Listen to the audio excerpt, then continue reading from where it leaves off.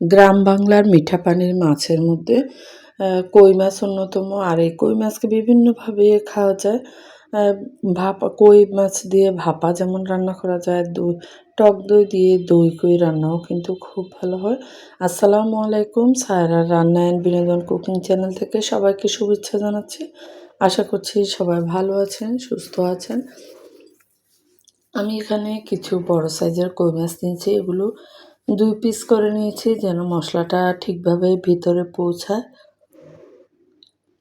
এগুলো ডিমওয়ালা কই মাছ। এগুলোকে প্রথমে হলুদ লবণ দিয়ে মাখিয়ে ২ পিঠ ভালো করে ভেজে নিব।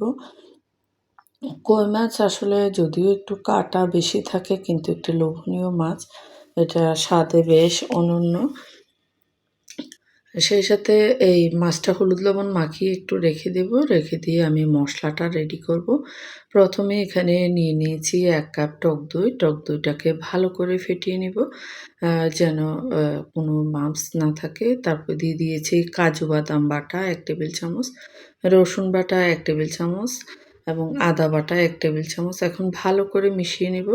এই বাদাম বাটাটা কিন্তু অবশ্য কাজু বাদাম না হলেও চিনাবাদাম দিবেন, তাহলে কিন্তু স্বাদ বেড়ে যাবে। খুবই সুস্বাদু হয় এবং স্বাদ বেড়ে অসাধারণ হয়ে যায়। লবণ দিয়ে দিলাম, হলুদের গুঁড়ো দিয়ে দিলাম। সেই সাথে দিয়ে দিলাম ধনিয়া ও জিরার গুঁড়ো, মরিচের গুঁড়ো, গরম মশলার গুঁড়ো। রান্নাটা যেহেতু ভিআইপি, এতে কিন্তু সব ধরনের মশলাই যাবে।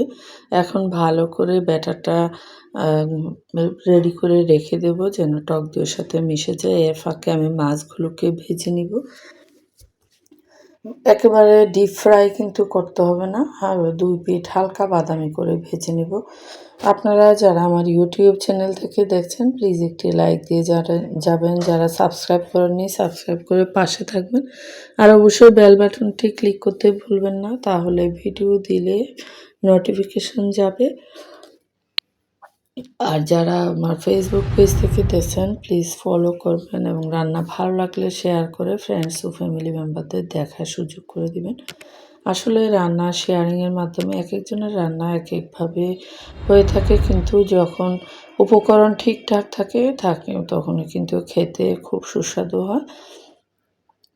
আমি ১ পিঠ ভাজার পরে মাছগুলোকে উল্টে দিব যেন আরেক পিঠ সুন্দরভাবে হয়ে যায়। এই তেলে কিন্তু রান্নাটা কমপ্লিট করা যাবে।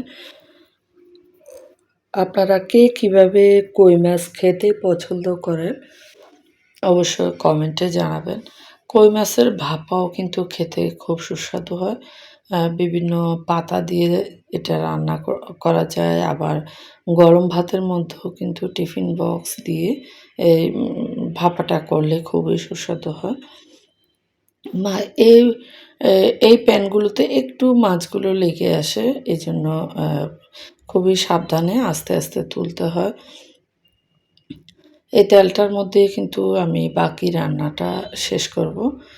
যে মাছের কণাগুলো রয়েছে এগুলো তুলে নিয়েছি।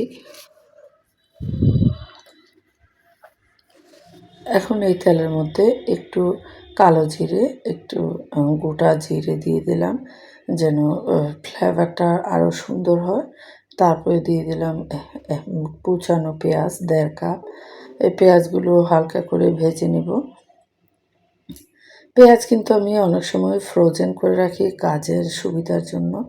আ এখন এই পেঁয়াজটা নরম হয়ে আসার পরে যে মিশিয়ে রাখা মশলাটা টক দইয়ের সাথে মশলাটা এখানে দিয়ে দিব। এখন মশলাটা একটু ভালো করে কষিয়ে নেব যেন উপর থেকে তেলটা উঠে আসে। না হলে কিন্তু মশলার যে কাঁচা স্মেল এটা কিন্তু থেকে যাবে। আসলে রান্না কিন্তু কষানোর উপরে স্বাদ নির্ভর করে। যারা নতুন রাঁধুনি আমার ইউটিউব চ্যানেলে অনেক ধরনের রান্না রয়েছে। বেশিরভাগ রান্নাই কিন্তু সহজ উপকরণ দিয়ে করা, এগুলোকে ফলো করতে পারেন। আমরা কিন্তু ইউটিউবে রান্নাগুলো টেনে, টেনে দেখাই। এজন্য অনেকেই মনে করে যে ইউটিউবের রান্না ফলো করে রান্না করা যায় না। আসলে সময়টা ঠিকভাবে মেইনটেইন করতে হয়। কষানোটা বিশেষ করে অনেকক্ষণ পর্যন্ত কষিয়ে নিতে হয়। এখন এখানে আমি আরও ১ বাটি পানি দিয়ে দিলাম। পানিটা ভালো করে ফুটে আসার পরে মশলাটা যখন ভালো করে হয়ে যাবে তখন ভাজা মাছগুলো এখানে অ্যাড করে দিব। তারপরে এখানে ঢাকনা দিয়ে আ হাই হিটে রান্না করতে হবে ২-৩ মিনিট। তারপরে স্লো কুক করতে হবে মিডিয়াম থেকে লো হিটে মোটামুটি এটাকে